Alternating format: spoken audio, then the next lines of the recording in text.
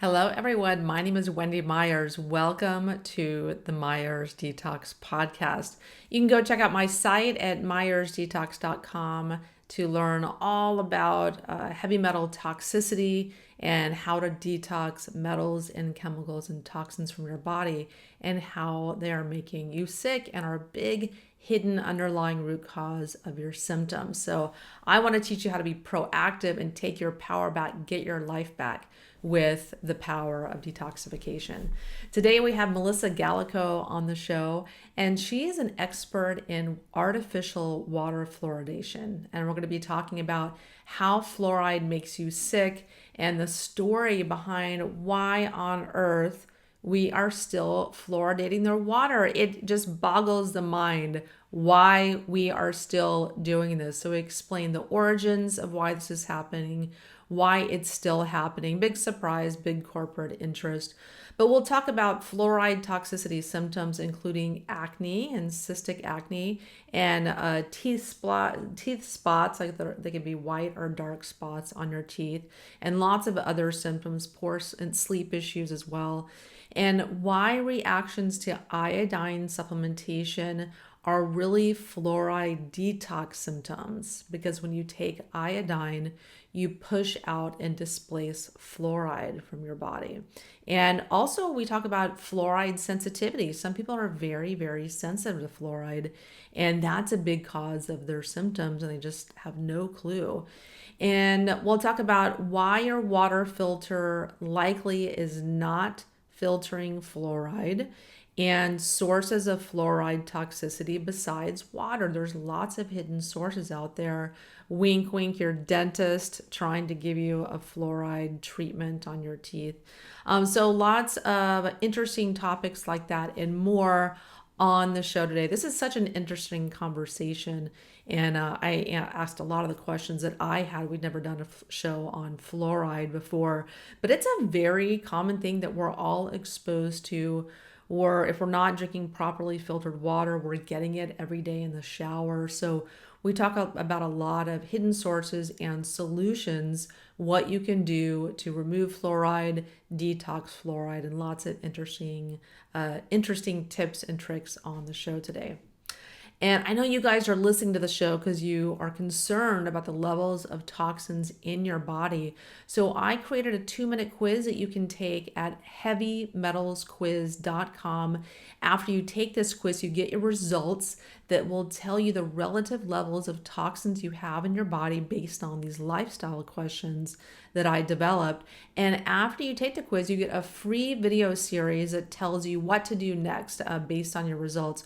You know, where you should get started. A lot of people know they need to detox, but aren't really sure on where to start, what to take. So I have this free video series for you after the quiz. So go check out heavymetalsquiz.com and take it. It only takes a couple minutes. Our guest today, Melissa Gallico, is a former military intelligence officer, FBI analyst, and Fulbright scholar to the United Kingdom. And as host of the Fpollution podcast, she follows a paper trail of documentary evidence, including declassified government memos, internal industry communications, and legal filings to show how corporate polluters corrupted the science on the safety of long-term low-dose fluoride exposure. Gallico is also the author of The Hidden Cause of Acne, How Toxic Water is Affecting Your Health and What You Can Do About It, published by Healing Arts Press with a foreword by Stephen Herod Bunner. She has a degree in Science and Technology in Internal Affairs, STIA, from Georgetown University, and a master's degree in International Security Studies from the University of St. Andrews. You can find Melissa on fpollution.com, listen to her podcast, and check out her book at hiddencauseofacne.com. Melissa, thank you so much for coming on the show. Thanks for having me. So tell us how you go from being an FBI intelligence analyst to an author and then to a podcast host intent on exposing the pollution story behind fluoride. Well, it wasn't a direct route. I worked in the intelligence field for 16 years, first in the military and then with the FBI. And during that time, I had the opportunity to travel a lot and I lived in a lot of different countries. And I noticed that when I lived in the United States, I had really bad cystic acne ever since I was a teenager. But when I went abroad and lived in certain countries, it just effortlessly cleared up on its own. I didn't do anything different with my skincare routine. Of course, I'm eating different foods and there's a lot of other variables. So I wasn't really sure what was going on. I just knew that when I lived in other countries and my skin was clear. And after 16 years of this, I finally figured out that I am hypersensitive to fluoride. It was just, at first I read the literature on fluoride and perioral dermatitis, which is an acne-like condition. It's very well documented in the research that fluoride, topical fluoride, like the fluoride in toothpaste, can cause this kind of skin reaction. So I just thought, is it possible that the fluoride I'm drinking has a similar reaction or causes a similar reaction? So I just stopped drinking fluoridated water, and right away my skin really cleared up, not completely, but dramatically improved. So I knew I was onto something, and then it was a matter of trial and error. And there's a lot of fluoride in different foods, so I had to figure that out like the hard way over time. And I was eventually able to completely clear my skin by avoiding fluoride in my water and my diet. And then I just thought, I can't be the only one with this weird, allergy. And so I wrote just a free PDF guide and I put it on the internet, and I started hearing from so many people. And I just thought, this can't be possible, like that it's this common. And then a woman sent me an email with the words, "Your book saved my life." And I thought, I have to turn this into a real book. It was like a pamphlet that I threw together. So I turned it into a real book and put it on Amazon, and eventually a publisher saw it, and that's how I ended up becoming an author. It wasn't really by choice, just kind of, I really had to investigate it for my own health. Yeah. And then I ended up doing the podcast just because so few people understand the pollution story behind fluoridation, and I really wanted to expose that. So that's how I ended up there. So what is the name of your book? The book is called The Hidden Cause of Acne. Stephen Buhner wrote the foreword, which I was so excited about because he's one of my favorite writers. He writes a lot about, natural cures for Lyme disease and dealing with herbs. He has a great book on beer and plant life. And so he wrote the foreword, and it came out last year from Inner Traditions Press. Okay, fantastic. So you had mentioned that you have a podcast. It's called #Fpollution, which I love that. And your main argument in your podcast is that, artificial water fluoridation is a pollution story. So what does fluoride have to do with pollution? Like, what is this fluoride doing to our bodies? So a lot of people don't realize that the fluoride added to water is actually a waste product of phosphate fertilizer manufacturing. That's where over 90% of it comes from in the United States. They purchase it directly from the smokestacks of the phosphate fertilizer plants, mostly in central Florida. And the pollution story behind fluoridation, a lot of people who are active trying to end fluoridation think that it's because these plants were trying to get rid of their hazardous waste product, and they convinced the country to start putting fluoride in the water, that it was good for you. But the real pollution story is that fluoride is a common byproduct of a lot of mining operations, like mining for aluminum or steel or coal. It pollutes fluoride into the atmosphere. And back in the 1940s and 1950s, when fluoridation was being introduced, there were a lot of lawsuits because fluoride air pollution was harming cattle, vegetation, and human health around these factories. So the polluters hired scientists to defend them in court against these lawsuits. And that's the foundation of the science that says fluoride's safe in the small amounts that's added to water, because it was very similar to the amount people were being exposed to in the air. So they needed it to be safe, because if they were to be vulnerable to lawsuits for personal injury lawsuits to human health, their industry would collapse because all of their workers would sue them and everybody around the plants would sue them. So that's where the science really became skewed, is because of that huge financial interest in proving fluoride safe. So that's what I lay out in the podcast. And I use my FBI background. I have the paper trail. I have all of the primary source documents showing the court documents saying, like, look, dentists say it's safe and it's the same amount, so it couldn't possibly be bad for you. And they were very successful in avoiding these lawsuits. They weren't able to stave off the lawsuits over cattle and vegetation. They ended up spending millions of dollars, but they never had to pay for all the damage that they did to human health in their workers and in the people living near these factories. So that's the And pollution story. yeah, and then what's the next step? Like, how is it, why is fluoride being added to the majority of the water systems in the United States? So that's really interesting how it kind of progressed from it's not bad for you and actually it's good for you. So dentists started noticing the connection between fluoride and teeth originally in a negative way, because fluoride causes a condition called dental fluorosis, and it can manifest in different ways, either dark spots on your teeth or it could be bright white spots. A lot of people have them. Right now it's 60% of adolescents have dental fluorosis, which is a very early sign of fluoride toxicity. So when you have too much fluoride in your body, when your teeth are forming, you'll develop dental fluorosis. So that's why dentists were interested in fluoride.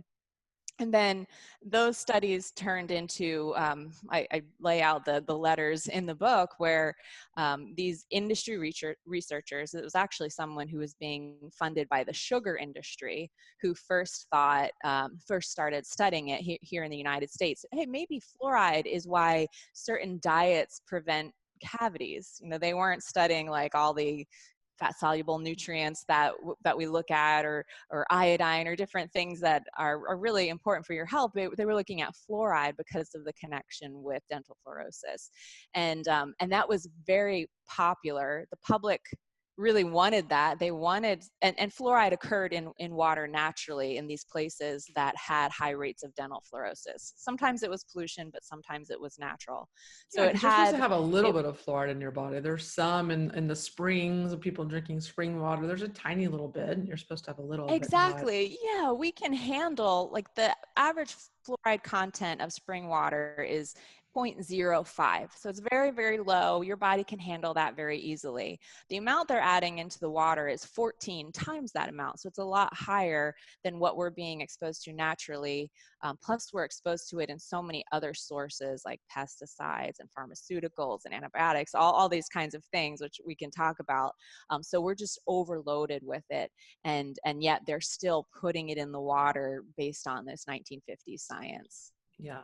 Yeah. And so we're getting the fluoride from chemical fertilizer plants, which is a very toxic process. I know. It's And not then filtered, and they've done a lot of analysis that show it also contains lead, arsenic, aluminum, all of these other contaminants that are found naturally in the earth that you do not want in your water supply are coming along with the hydrofluorosilicic acid that they're putting in the water. So it's really important that we stop doing that. yeah, I'm assuming there's cadmium also, because cadmium is a big Yes. byproduct that's present in these chemical fertilizers. A lot of it's coming from Morocco.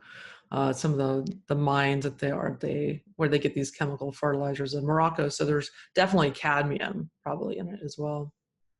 Yeah, you can ask your local water provider for an analysis of the hydrofluorosilicic acid, and you can see the amount of arsenic and the amount of lead that they are intentionally adding to the water. Yeah, it's just crazy.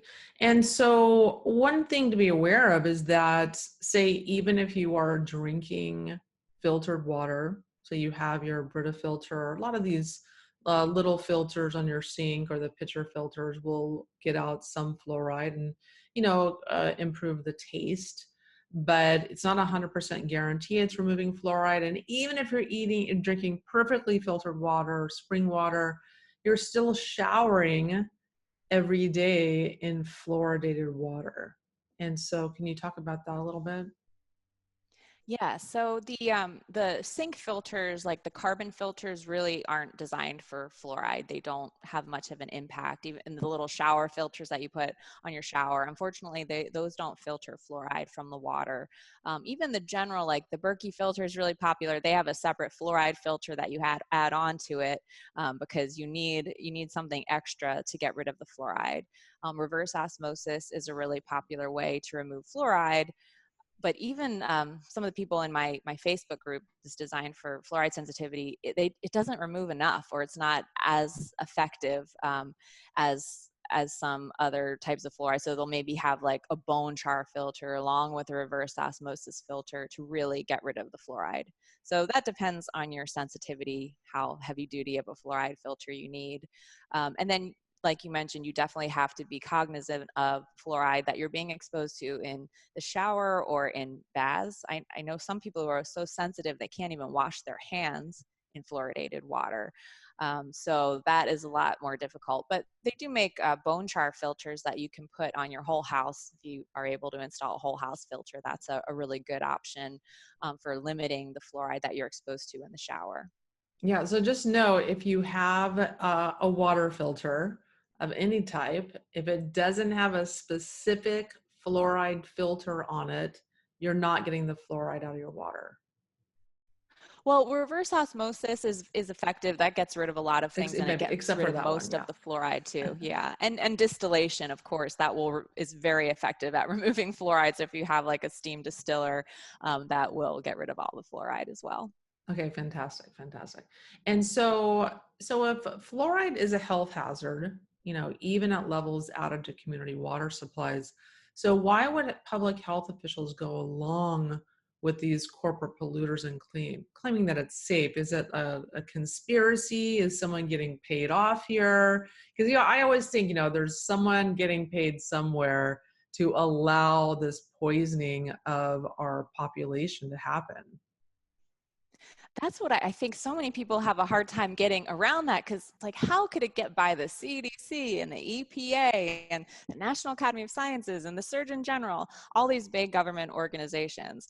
And working for a big federal government organization, it's easier for me to understand how these outside influence can shape the policy. So in the podcast, I devote one episode to like each major government organization and tell the story of how it happened. And for example, with EPA, I interview some of the first presidents of the EPA union, because fluoridation was one of the first issues that came to their attention when scientists started complaining that they were being pressured to say fluoride was safe, when really they wanted to say something else. They wanted to make the limit much lower. They wanted to make a policy that would, in effect, not make fluoridation possible.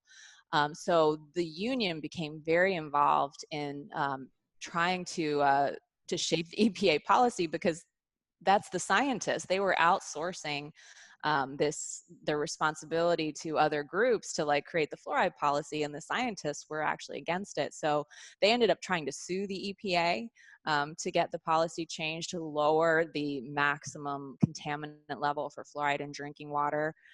They voted unanimously to oppose fluoridation, testified in front of the Senate calling for an immediate end of fluoridation, but nothing came of that. And so these scientists that I interviewed, they are still trying to end fluoridation, some of them for 30 years or longer. So that's just one example of how politics really influences public health policy in a way that it shouldn't. And some of the financial incentives in the 50s, it was the lawsuits that was the big financial incentive. But in the 70s, it was more, it costs money for these cities to filter fluoride from their water. So when they have fluoride naturally, or they have fluoride pollution in their water, it costs them a lot of money to filter it out, and they didn't want to spend that money. So that's why they push to have the safety limit set as high as it is. Right now in the US, it's 4 parts per million, where in other countries, it's usually like 1.5. And that's as much as you're allowed to have in the water supply. So here it's way too high, and some towns have it. They exceed the safety standard and they don't do anything about it. It's not well enforced in all areas of the U.S. Okay, so are you saying that the fluoride is just a pollutant that's in the water, but in some places, isn't the fluoride being added to the water intentionally? Exactly. Yeah, it's both. So 70% of the United States, they add fluoride intentionally to the water supply.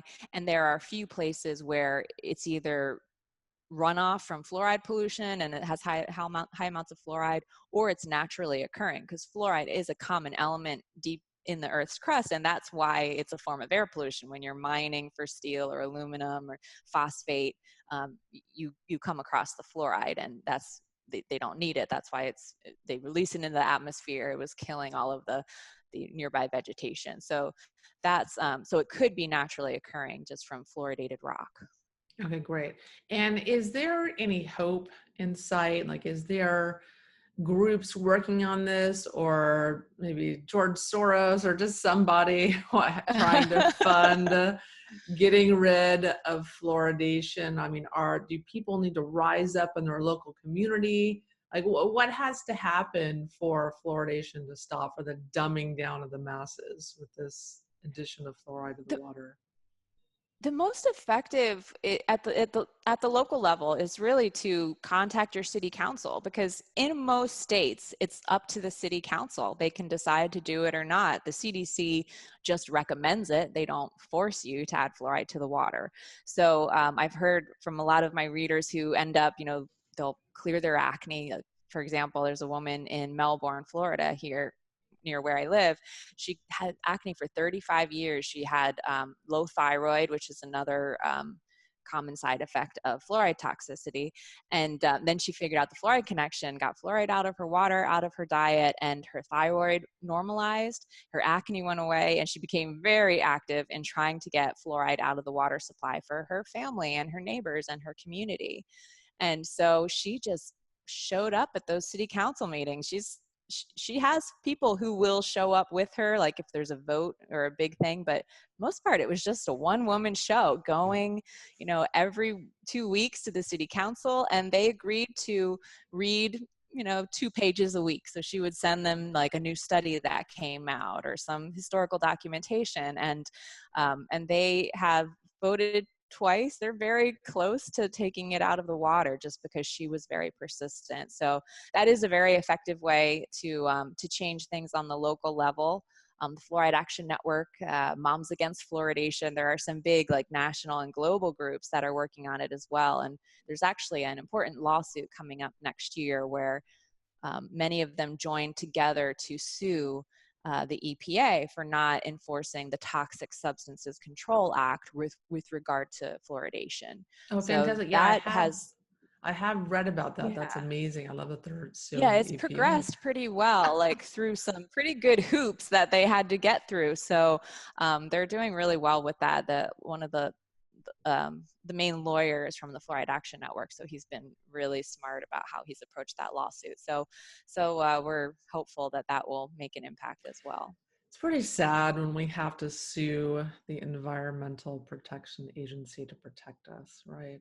I know, it is So sad. let's talk about, why are we talking about this? What are some of the serious, very serious health consequences of ingesting fluoride? I mean, you mentioned acne.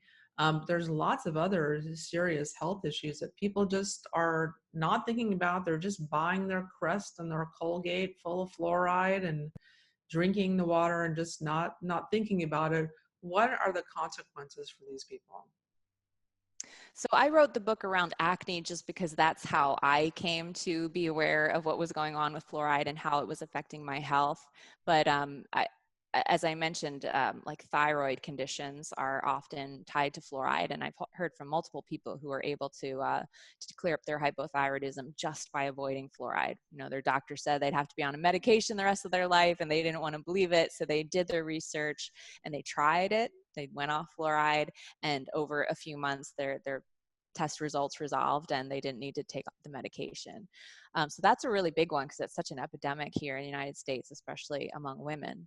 Um, Other acute conditions like acne, some people get migraines. Their migraines are triggered by fluoride. And I learn a lot from them because like it's such an immediate reaction. So that's, they're kind of, the canary in the coal mine with certain things. Then there's also some people have gastrointestinal problems. They just feel sick, when they're exposed to fluoride. And that's especially like people who have been overexposed to fluoridated antibiotics. They just really can't, they just don't feel well when they're exposed to it. Other long-term conditions, fluoride causes a condition called skeletal fluorosis. So dental fluorosis is too much fluoride in your teeth. Skeletal fluorosis is too much fluoride in your bones and your joints. And it's very similar to, like, the early stages of skeletal fluorosis is very similar to arthritis or other like joint conditions. So nobody knows how many people in the US are actually suffering from early forms of skeletal fluorosis that could be mistaken for arthritis or these other conditions. So that's another common one. And then one that's been in the news a lot lately, even mainstream news publications that don't often write about fluoride, is fluoride's effect on children's neurodevelopment. So there have been some really important studies that have come out in the last few years that show that prenatal exposure to fluoride actually decreases IQ in a similar amount to lead exposure. So that's really something important. Maybe it's just 5 IQ points for you, but when you look at that on a society level, how much of our human resources we're losing by getting rid of, like, so many, having the number of geniuses in a society and doubling the amount of people who need extra help because of mental problems. It's really a dramatic impact on the society as a whole. And doesn't fluoride kind of calcify the pineal gland also? And the pineal gland Yes, makes melatonin, and you need melatonin to sleep. So that obviously is causing a lot of problems. exactly. There's a new study. It just came out. I just tweeted it today, where it was some researchers in Ohio. I forget the school, but they were doing studies with fluoridated water. It was the amounts found in fluoridated water in rats and showing the difference in the pineal gland. And I just tweeted, oh, why would anyone in the U.S. care about this? It's not like anybody here has sleep issues. Yeah. Like, it's such a huge problem. Like, everybody should be talking about that. Yeah, that's another one. There's a researcher in the UK, a doctoral student, and she decided for her dissertation to measure the amount of fluoride in the pineal gland, and she found the highest concentrations of any study that's ever been done on any part of the human body. It was in the pineal gland, and these were all older people who had passed away, but just shows over your lifetime, fluoride can really crystallize there. Yeah, and I've heard that you can take some tamarind paste and put that, maybe one teaspoon, and put that in a pot of greens, or just eat that, and then it helps to dissolve the fluoride around the pineal gland and help to get rid of that. Yes, I've And read that as well. I have not tried that. I yes, don't know how I you would tried it a know, couple but times. I yeah, like tamarind a lot. So food yes, heals, food is medicine. And yes. I thought it's really interesting you talked about the thyroid, and that fluoride impacts the thyroid. And why is that? So if you look at a periodic table of the elements, you have fluoride and chlorine and bromine and iodine. And so your thyroid hormones are made of iodine. And so fluoride competes with iodine uptake in the thyroid. So you're not able, it's because so many people are also iodine deficient, but they're getting tons and tons of fluoride in their drinking water and shower. And not any, some get no iodine in their diet whatsoever. Hmm. And so, how are you making your thyroid hormones if all this is happening? So, and by taking thyroid hormones, you're competing with that fluoride. But yeah, your T3 is made of 3 iodine molecules, and T4 is made of 4 iodine molecules. So there has to be a balance somewhere where you've got to get rid of this fluoride to heal your thyroid. Yes, the whole last chapter of my book is about my experience with iodine, because being someone who is hypersensitive to fluoride, and I was definitely overexposed to it as a child. I have all of this fluoride stored in my bones and throughout my body. So when I started increasing the amount of iodine in my diet, I had the same reactions that I had from fluoride, because it was unlocking all of this fluoride that my body had sequestered into my bones and things. So it took me a while to figure out how to even include iodine in my diet without having those types of reactions, but I was able to do that eventually. Yeah, because that iodine, it will push out the fluoride in your body. You need to take a binder when you're doing that, at least soak up whatever is being released into your bloodstream and what have you. And so also Prozac, that is made of fluoride molecules as well. So anyone taking that antidepressant, I'm sure there's other antidepressants that have a similar chemical formulation. They're just popping fluoride pills. They're taking There's the so Prozac. many drugs. A lot of the most common drugs contain fluoride because it helps deliver the drug to the cells, because your body thinks, oh, I recognize this. Maybe it's mistaking the fluoride for iodine, but your body just will absorb fluoride throughout the system. So that's why they add it to so many pharmaceuticals. Yeah. It's in antibiotics, it's in anesthesia, and pesticides, and all kinds of different chemical products that we're exposed to on a daily basis. Yes, yes. And like the fluoroquinolone antibiotics you mentioned before, those can kill some Yes. people. They absolutely can. Yeah. If you're genetically, you can't tolerate that type of drug. Be very, very careful with the antibiotics we take. And so are there some other common sources of fluoride exposure that we haven't mentioned yet? Yeah, so some that really surprised me, and I had to learn this through, the trial and error process. Chicken products. So with humans, fluoride will accumulate in our bones, and it does the same thing with chickens. So if they're drinking fluoridated water or eating feed that is covered in fluoride-based pesticides, there's a really high limit for the amount of fluoride that you're allowed to have on chicken feed, and they're eating that, and it's accumulating in their bones. So one of the worst reactions I had was from, I thought I finally had it all figured out. I'm like, oh, my acne is caused by fluoride. So I had avoided eating soup at restaurants, and until we moved to a non-fluoridated town, and I thought I can finally have soup, and I ordered chicken soup, and I had a huge reaction to it. And I thought, what is this? I know it was made with unfluoridated water. And that's when I learned that chicken bones can be very high in fluoride. So anything made with, like, ground poultry or chicken hot dogs or chicken lunch meat, they all tend to have little shards of bone in the finished product, and they can be very high in fluoride. I took a few years off from poultry products like that. I thought I just couldn't tolerate them, but then I found a farmer, and he didn't use fluoridated water, and it was all organic feed, and they were free range, and I had no reaction at all. So I was eventually able to add it back in my diet. I just really had to make sure it was organic and fluoride free. So Yeah, that because was one that was really difficult. yeah, that's really interesting because I mean, even if like say a chicken or eggs are organic, they may not be fed pesticide-ridden feed, but they may still just be drinking regular water out of the hose that's fluoridated or Right. has high levels of fluoride. So it's a tough one. Yeah, so I always recommend people like add that in once you're confident that your skin is clear, and then you can tell very easily if it's a source of poultry that you can tolerate, that you can have. So that's a tough one. Yeah, yeah. Black tea is another one, and I know a lot of people that are health conscious are drinking like kombucha every day, but tea can be a high source of fluoride, and that has nothing to do with being organic either. It's just depends on where the tea is grown, because tea is one of those very rare plants that just uptakes it naturally from the soil. So I had to cut out all tea and no more kombucha. Even green tea will contain fluoride, not as much as black tea, but it still contains it. Yeah, that's why the teas are so healthy for us because they extract tons of minerals and nutrients from the soils, but that also comes with the bad stuff in the soil too. A lot of teas have Yeah. aluminum also. Yes. Yes. And actually, there was a study not too long ago where there were some subjects who had clear signs of skeletal fluorosis. Like the doctors were sure it was skeletal fluorosis, and it was here in the US. I think it was in Georgia, and they were drinking a lot of tea. They were in the South drinking like gallons of sweet tea every Yeah. day, and they thought, oh, that tea must be really high in fluoride.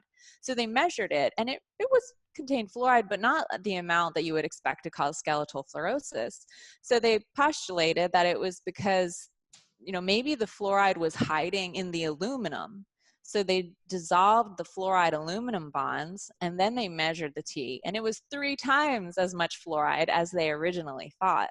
So I think our testing measures are still being developed, and a lot of products probably contain more fluoride than we even realize, just because it's bound up with things like aluminum and things that we're not good at measuring yet. Yes. Yeah. And so peppermint teas are really high in aluminum. And, Wow. green teas can have aluminum. And so all you tea fanatics, you've been warned. Because I know I'm from Texas. I know I was guzzling, black tea every single meal, even breakfast. And everyone there is doing that and usually drinking Lipton tea. That's everyone's favorite tea down there.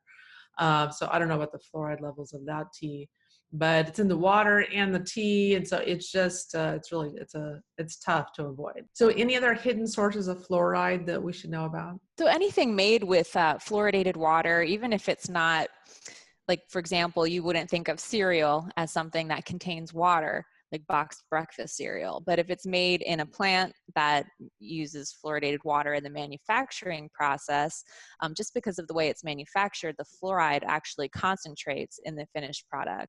So certain cereals can be very high in fluoride, just depending on how they're made, but especially extruded breakfast cereals, so the kinds that are made into like little stars or O's and different shapes, that process uses a lot of water, and they could be very high in fluoride.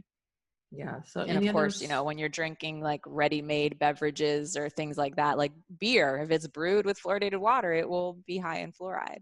A lot of the bottled beverages that we buy, they are not made with purified water. They're just turn on the tap. It's just Yeah. and a lot of bottled water that's marketed as alkaline water, what have you, is not very well purified. It's just tap water basically. Yeah. One that makes people pretty sad when I tell them is wine from California.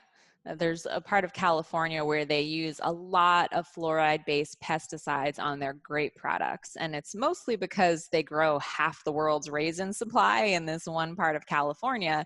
And when you have that kind of monocropping, you really need to rely on pretty toxic pesticides. So they they put a lot of fluoride-based pesticides on those crops, and sometimes they use that for grape juice. So like Gerber's grape juice could be, there was a study where it was like over 6 parts per million fluoride, which is way above the maximum contaminant level for fluoridated drinking water. So that's something to watch out for, any type of grape products, including wine and grape juice and raisins. Yeah, so everyone's got to bust out your tamarind paste and start eating Yeah. that. 1 tablespoon a week. That's the prescription. Yeah, and so yeah, just like so many things that we talk about on this podcast, it's very depressing because we've been eating all this stuff and drinking bad water and showering every day in fluoridated water. And so chances are that you have quite a bit of fluoride built up in your body. And so what are some things we can do today to start limiting our exposure to fluoride and then also remove it? So definitely make sure you have a good, reliable source of fluoride-free drinking water. That's a great place to start. Very easy to switch your oral health care to fluoride-free products. There's so many now that are available at health food stores or online. And then just switching to an organic diet will really take out a lot of the fluoride. But if that's not really in the budget, just focus on, poultry products and grape products. You definitely want that to be organic.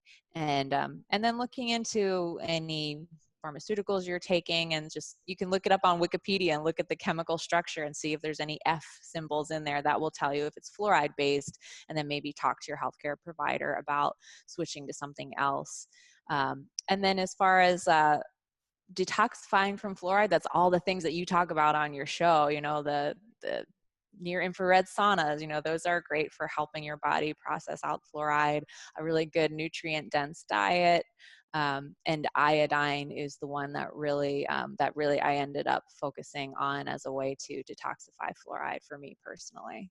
Yeah, it's so key. And so many people with thyroid issues are concerned about iodine, especially if they have Hashimoto's, which is autoimmune thyroiditis. But you can't heal your thyroid unless you give it iodine. I'm sorry. I just Yeah. personally feel like even if it's a small amount, even if you react, you can start with a very, very, very small amount, work your way up. It takes your body a minute to habituate. You can get Hmm.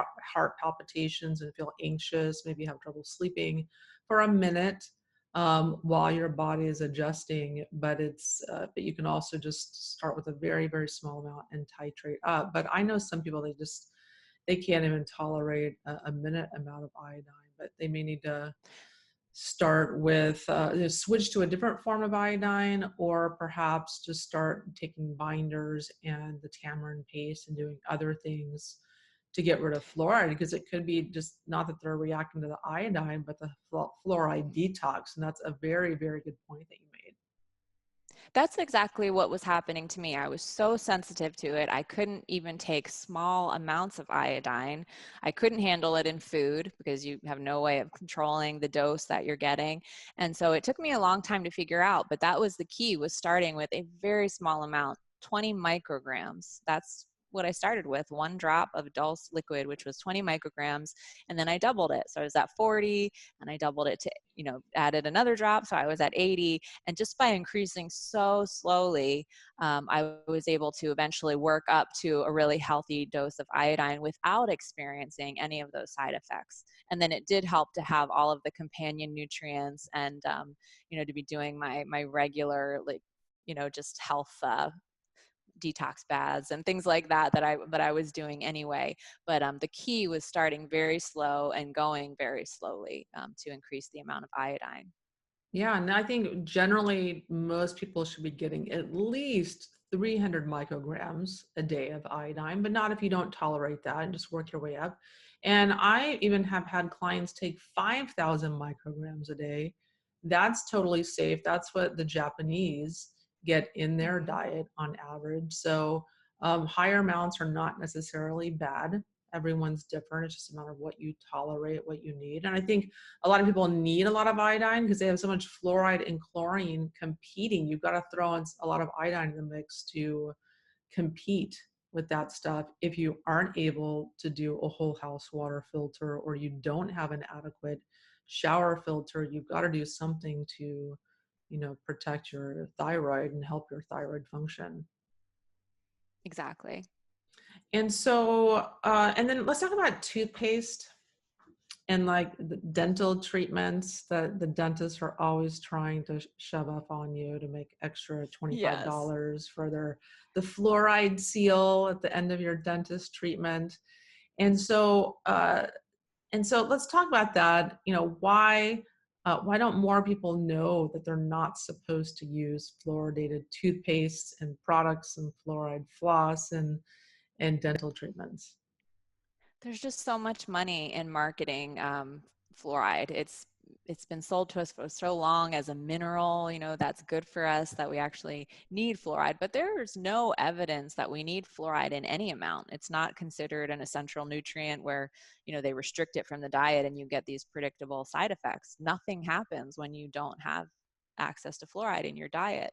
Um, there are a lot of dentists now who are realizing that, and realizing that fluoride is not the way to prevent cavities. And so I always recommend, if you want to find a dentist who understands how to prevent cavities, look through the International Academy of Oral Medicine and Toxicology. They have a huge membership, and they have a directory on their website, and you can hopefully find someone in your area who won't try to push fluoride treatments on you and will instead help you understand the underlying causes of cavities and how you can prevent them in yourself or your children. So they're such a great resource, and I'm really grateful for them because they're very outspoken about fluoridation and about the need to end it.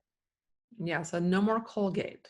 Just toss that in the Right. trash because it's literally toxic waste that you're putting in your body. And it says on the label, warning, if swallowed, seek out poison control center. I mean, this fluoridated toothpaste is very toxic to the body.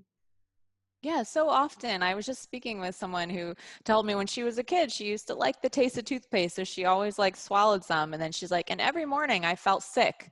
And like they never, her parents never thought to put it together. Oh, you're getting sick because you're swallowing your toothpaste. How often does that happen? Especially with the bubblegum flavored toothpaste, and things like that. So it's really something, it's very dangerous. You really shouldn't be telling your child to put it in their mouth and brush with it twice a day. So, but hopefully, thankfully there are so many brands that are fluoride free now.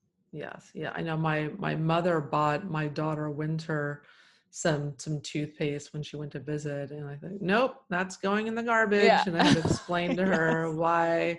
why we're not using that toothpaste and why we're using this other one. But also when it comes to preventing cavities, I mean, oral probiotics are amazing at Yes. cavity prevention. There's lots of great brands out there now with just some oral bacteria that will help to counteract the bacteria that causes cavities. Yeah. And when you asked about the reason that they're still pushing fluoride, another big financial incentive was the sugar industry. There's a lot of documentation. I just shared something on Facebook where it was a meeting of the American Dental Association, and they're talking in the meeting about how, well, we can't tell people not to eat sugar because it's so important for the world economy. It's just like they've had such a stronghold on dental policy for so long. There's some really good research that shows in the 1970s when President Nixon came out with the National Caries Program, he was determined to end dental decay in a decade, and he put a lot of money into it. And the sugar industry pretty much directed where that money went. And of course, they're not going to direct it into limiting sugar. And so they like things like fluoride because it has nothing to do with limiting sugar. So they have been another factor in pushing fluoride, fluoridated toothpaste, fluoridated drinking water on the American public. God, it's so hilarious how big corporations and big agra are directing our health policies and misinformation that's given to dentists, because a lot of dentists listen without question the policies of the American Dental Association when it comes to fluoride and when it comes to mercury. So you have to question everything, because a lot of Yeah. people, go to their dental school or their medical school and they just don't question anything. They don't want to take their weekends researching. They don't, they're just, I learned it, and they just go about their day and they have no benefit whatsoever, monetary wise or other, to learn anything outside what they were taught and told. Yeah. And And it's so, very sad.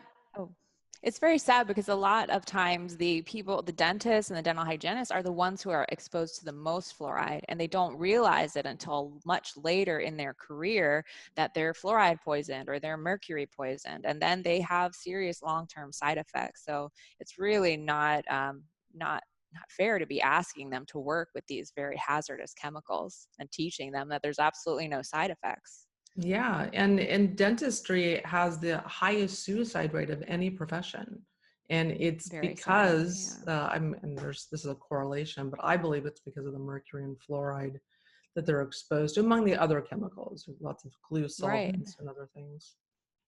Yeah, that makes a lot of sense. I do have a whole chapter in the book about how, I always felt depressed all that whole time that I had acne, and I realized there's actually a chart in the book showing that the times when I lived overseas when my skin was clear, I was also like just effortlessly happy.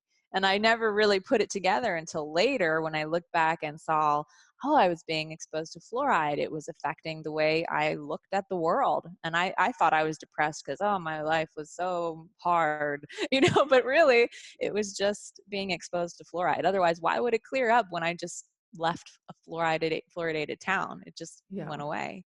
That's So why I it feel really, amazing when I go to Europe for the summers too. yeah, And I'm eating yeah, pasta and croissants and like not really worrying yes. because their food supply is not as poisoned. Yes, I know. It is such a relief to be able to go out to all these restaurants whenever I'm even like I've lived in places in Africa, Senegal, Tunisia, and it was the same experience there. You know, they're not like luxury places, but I just was effortlessly happy, had no problems with my skin. They actually have amazing food, so we're really a little bit behind in as far as the food scene goes. Yeah. And so is there any truth to the Nazis fluoridating the water to be able to control the population? Because we know that it hurts IQ and has other consequences. Is there any truth to that? Not that I know of. I hear that claim a lot, and there have been, I think, like a book, somebody who worked during that time period and made that claim in a book. But I've never seen like the documentary evidence of it. I've never seen hard proof that that really happened. So I don't know. That's kind of up in the air. I Okay, think I was it's just just very curious because distracting. I've heard Yeah, that a couple of times. I'm like, yeah, that's interesting. I wonder if that's what they're doing to us. They're fluoridating the water to right. control us.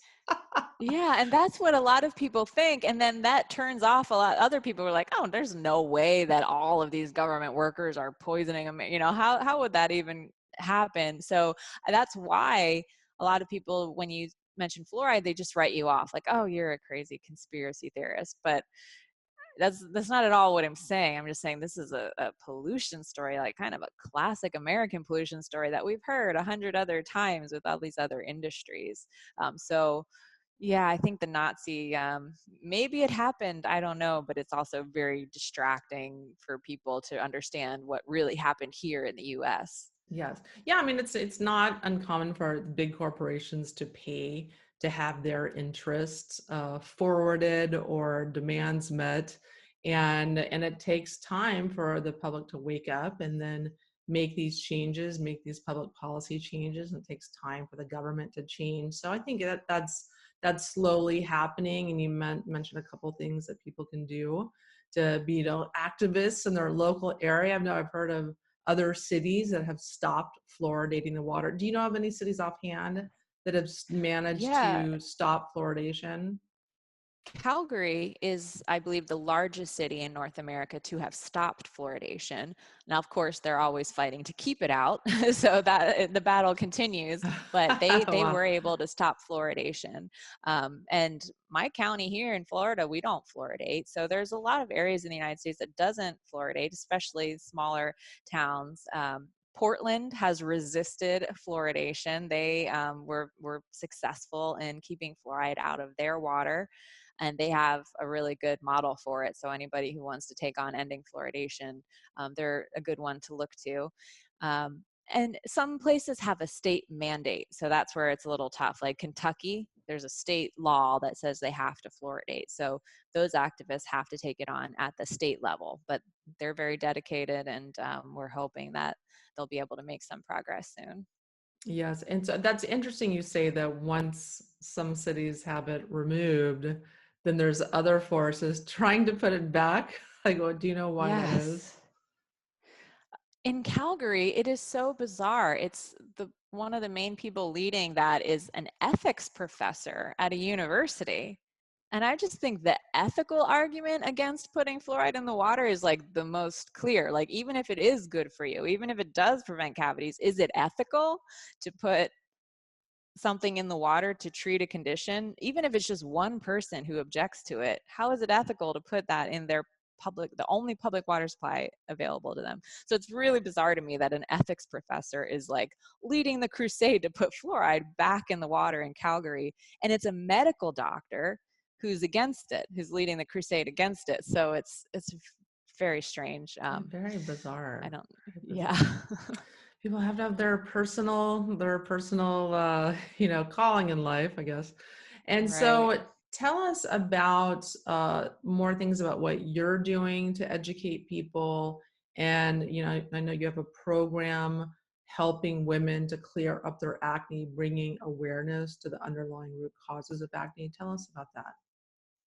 Sure. So I have a 30-day challenge that you can join. Just sign up on my website, hiddencauseofacne.com. And the crux of the challenge is just avoiding fluoridated water for 30 days. But every day I'll send you a little email explaining another source of fluoride that you might want to try to limit in your diet. So over the course of 30 days, you'll develop this really comprehensive body of knowledge about how to reduce your exposure to fluoride. I also have a private Facebook group for readers of my book to ask questions, share experiences dealing with fluoride and acne, or just fluoride sensitivity in general. So those are some good resources. And then as far as ending fluoridation, I'm just helping local activists as much as I can with getting media exposure, contacting their local politicians, doing the podcast to raise awareness of this pollution story behind fluoridation. Um, and I've just finished season 1, and now I'm going to focus on bringing some real world stories, other people, besides me who are fluoride sensitive, bringing their stories to YouTube, so people can see like what it's like when you have this fluoride reaction. How did they figure it out? What triggers it? What did they do to get rid of it? So that's what I'm focusing on now. Okay, fantastic. And so tell us where we can find you, where we can find your podcast and your program. So my website for the book is hiddencauseofacne.com. And for the podcast, it's Fpollution. So just the letter F, little chemistry joke there, periodic table joke, but also the, double entendre. So Yes. fpollution.com. You can find it on iTunes or Spotify or wherever you listen to podcasts. And the Facebook group is called Fluoride Free Faces. Fantastic. Well, everyone go sign up, join, listen. And Melissa, thanks so much for coming on the show to educate us about fluoride. It was a really, really interesting conversation that I know so many people are going to benefit from. Well, thank you so much. It was a pleasure talking to you. Thank you. So everyone, thanks for tuning in to this week's episode of the Myers Detox Podcast. I try to educate you every week about different topics around pollutants, toxins, how to detox them, and why this is happening and what you can do about it. You have so much control. You can get this stuff out of your body and get your life back. So thanks for tuning in. I'll talk to you guys next week.